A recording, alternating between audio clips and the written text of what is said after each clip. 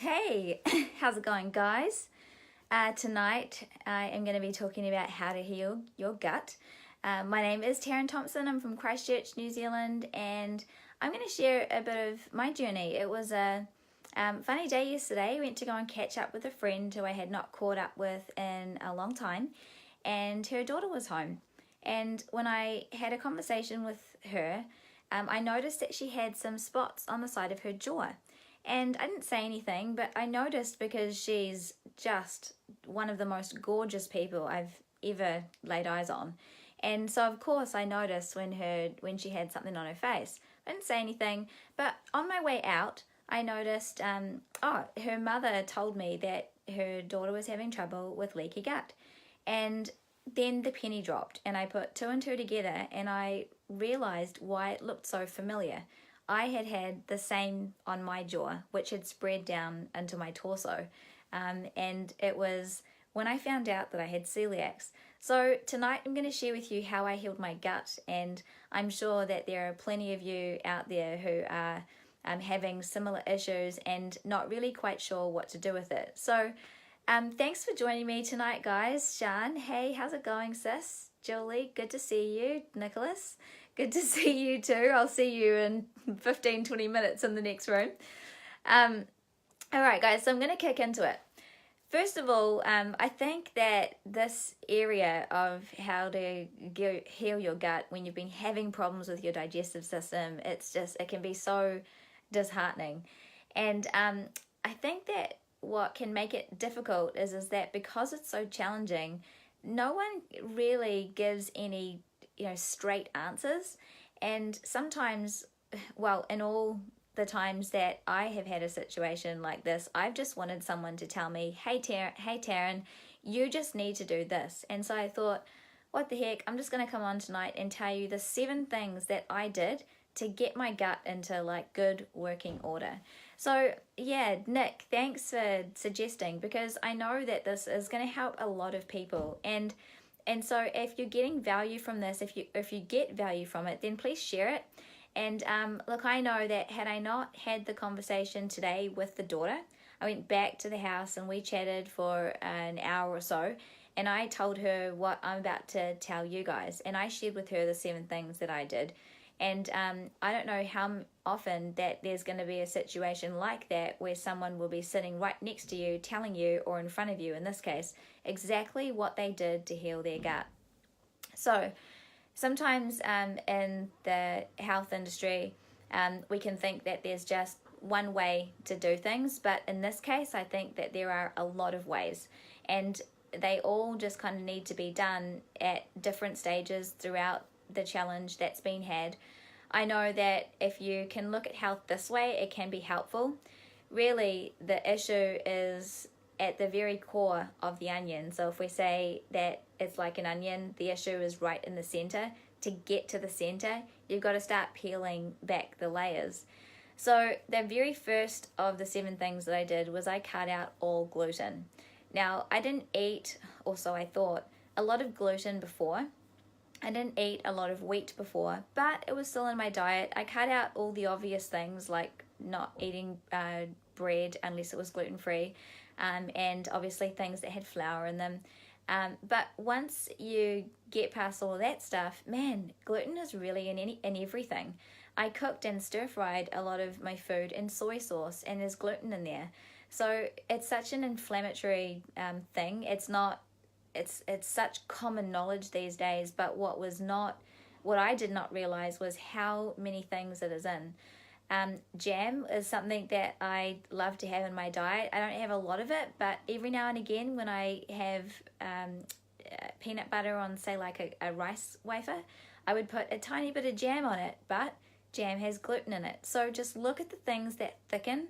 Make sure you read the back of the labels of things, and Google is great for, the sometimes there are numbers on the back of your food or of packets, and you're not really too sure what it is.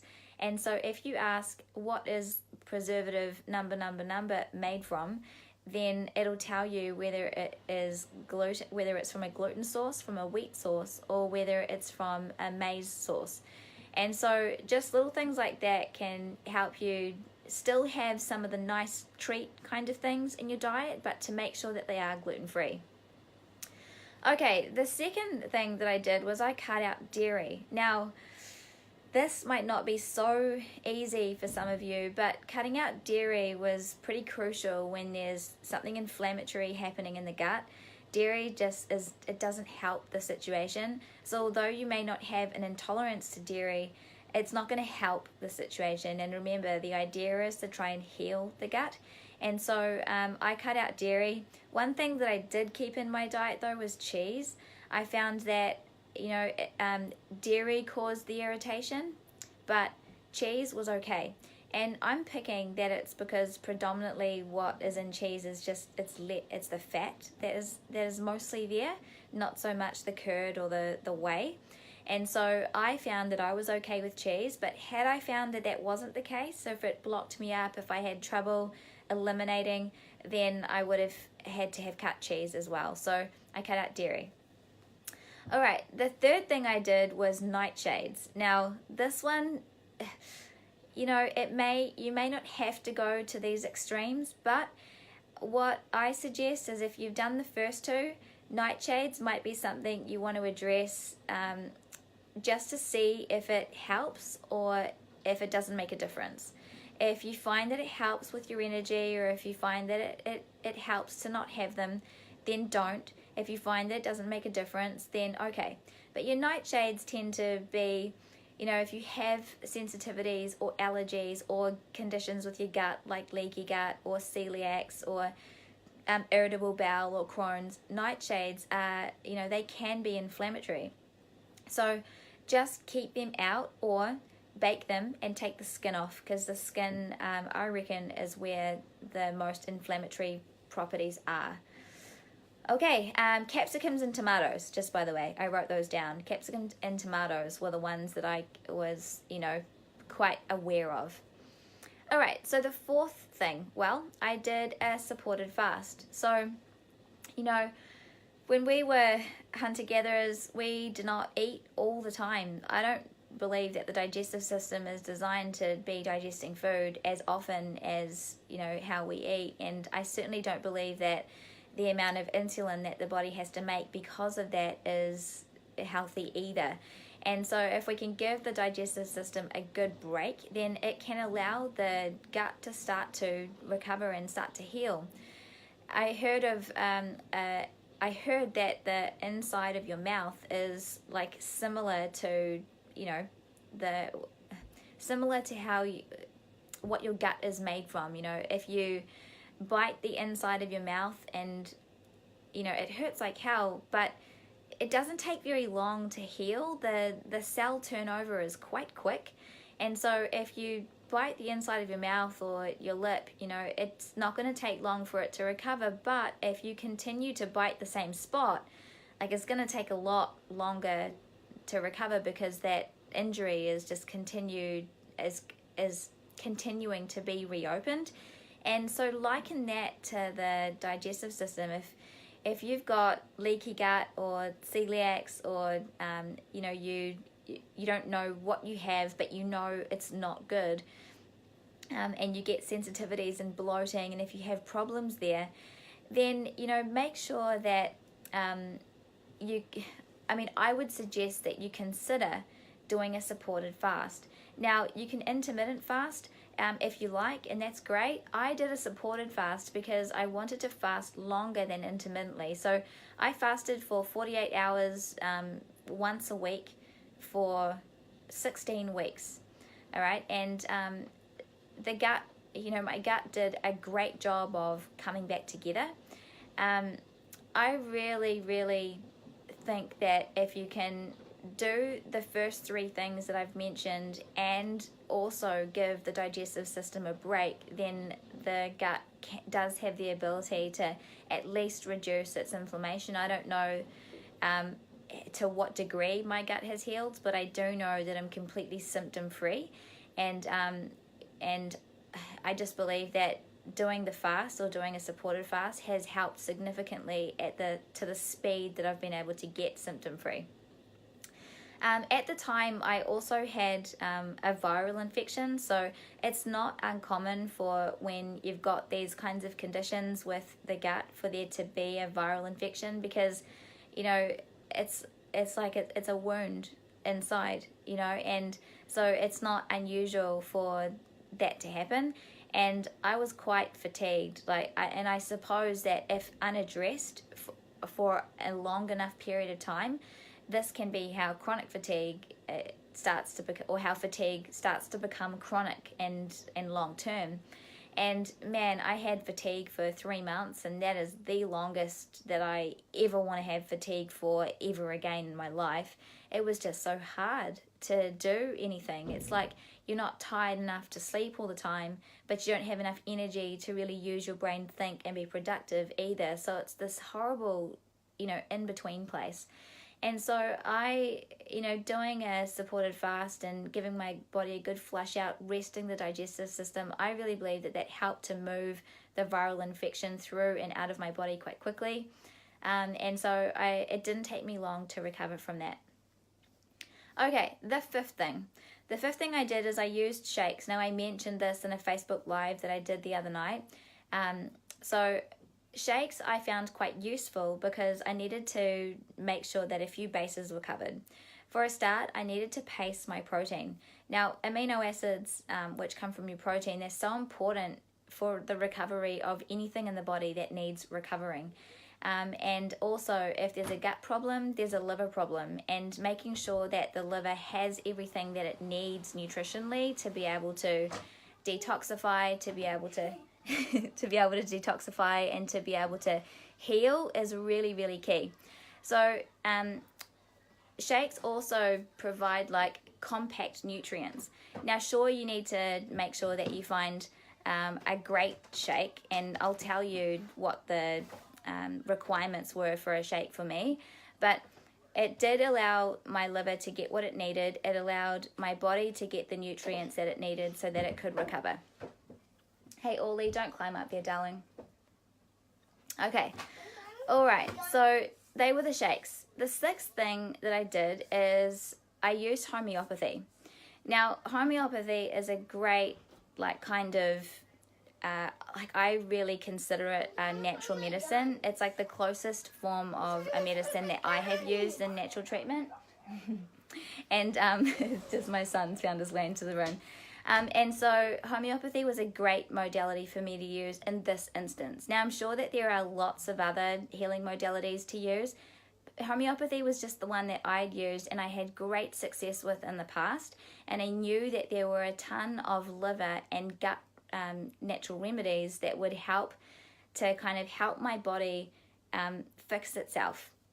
And that's essentially what I was really hoping for in this scenario.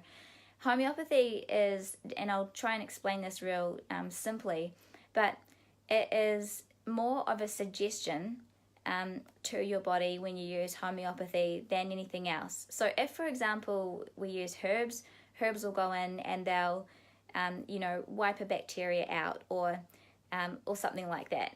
But homeopathy is a little bit different in that if you can find a symptom like the symptoms that I was displaying, if you can find a symptom and find a remedy that matches the similar symptoms that I was experiencing, then it can help the immune system or the body to shine the light on that particular area where healing is required, and then it'll urge the body along, and you can feel the difference in the right remedy or a nice deep acting or a constitutional remedy quite quickly. If it's not the right remedy for you, then you'll feel nothing. But in this case, I've been working with my homeopath for quite some time, and she was able to narrow the remedies down for me quite quickly, and I found one that gave me a great result real quick. And so using homeopathy for me was a real great way for me to take the medicine part of the treatment, because there really is nothing that I have seen or heard of ever in Western medicine that's going to fix a gut. Pharmaceuticals can tend to damage the gut even further and load the liver, whereas we're really trying to rest those two things.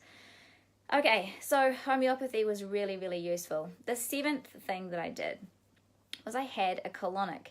Now, you know, colonics are one of those areas where people don't tend to feel too comfortable talking about. But, you know, I don't think people really talk enough about their bowel movements. I think if people did let on that things weren't going so well in that area, probably the conversation that would be had a lot of the time is, yeah, same, you know. It's quite common for people to not go every day, or the consistency or the ease of the bowel movement to not be easy. It's quite common, but it's so not normal. And your bowel movements, or your stool, your poo, can be just such a great indicator of the gut improving or getting worse.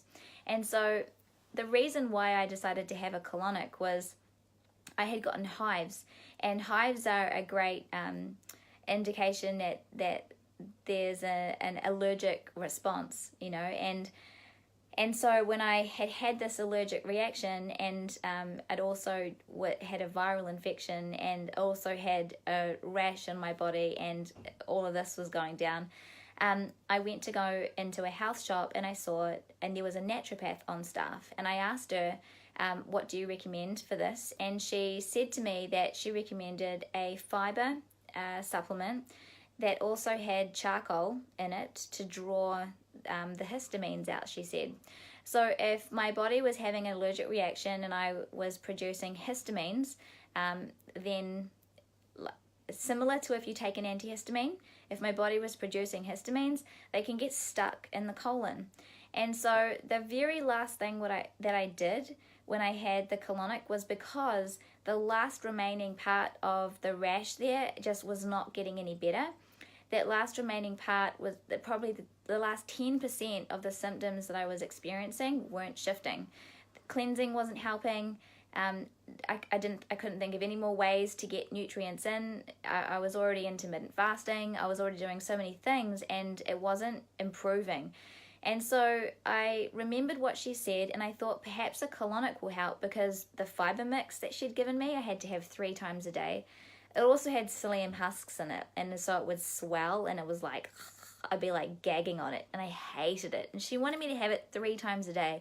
So I thought, forget that, I'm going to go and get a colonic, and hopefully it'll clear out the histamines, the remaining histamines that were stuck in my bowels. And yeah, so that was the very last thing that I did, and it cleared the rest of the issues. Now, after doing all of that, the nutrient absorption was incredible.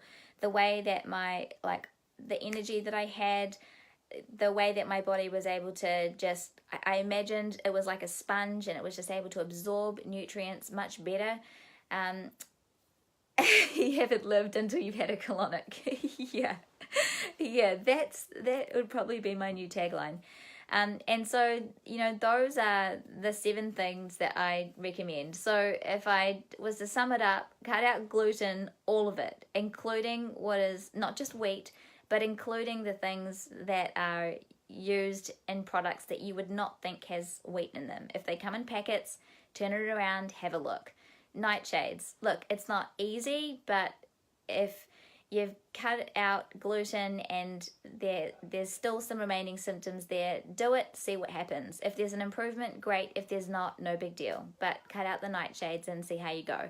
Cut out dairy. Cheese, make it the last part of the dairy that you cut out. That's my take on it anyway. Do a supported fast. If you want to have a chat to me about how I did my fast, because I fasted for 48 hours, then, you know, send me a private message and I'll tell you all about it. But the reason why a supported fast as opposed to an intermittent fast is that the longer you can fast, the longer you can rest the digestive system. So I fasted for 48 hours. Remember that the lining of the gut is like the inside of your mouth. It has the ability to heal quite quickly. So just like in the way that you bite the inside of your mouth, it can heal real quick. But if you continue to reopen the wound, it's going to take ages to heal. Same with the gut. Just a little disclaimer, like I said before, I don't know to what degree my gut has healed, but I know that I'm completely symptom-free, and that's a freaking win. The 5th thing I did was I used shakes. So just to be clear, soy-free, dairy-free, and of course gluten-free, and packed full of nutrients. Nightshade free is also preferable. So that was a requirement for me for the shakes as well. And then obviously this was a way for me to be able to pace protein throughout the day and make sure that the liver had everything that it needed. So shakes, if you want to know what shakes I use, send me a private message and I'll let you know what I used. Homeopathy was the choice of natural medicine that I used, and with great success. And then the seventh thing was a colonic to get rid of all the histamines that were remaining in the gut, and ta-da, symptom free. Now, I know it's a lot. I know it's a lot. But, you know, if you're in the situation that I was in or worse, then I'm pretty sure that you'd be prepared to do a lot. I also really believe that, you got to drop a bit of coin, but I can imagine how much money you probably have already spent on this area of your life and have still not got it sorted. So although these things that I'm suggesting, not all of them are necessarily cheap, you don't have to implement them all at one time. You can start to implement them. If you want to know in which order I would recommend implementing them, send me a private message and we can have a chat, and I'll let you know what my recommendation is and why. And yeah, so those are my 7 recommendations. If you have any questions, please shoot them out. And you know, I'll leave the Facebook Live up for a little bit longer just in case you do have any questions that you want me to address. Hey Sam, good to see you. Nat, hey, good to see you on as well. Hey Moira. So guys, it's so great to see you on, and Laverne and Hannah. Awesome, guys. Look, if you've got questions, please let me know. If you have questions later, put them in the comments box and I'll address them later. Otherwise, I will leave it here and see you all on the next Facebook Live that I do. When I think of how I want to answer a question or address a question that has been asked, or think of something else that I think might be of value to you guys, I will let you know. If you have a pressing question about your health, about weight loss, about you know, how it is that you can get to a particular goal quicker, please let me know, and I will do a Facebook Live on it. And if this has been helpful, then I also really like to ask you to share it, and yeah, that would be much appreciated. Okay, on that note, have a great rest of your night, and I'll see you guys on the next one. All right, bye.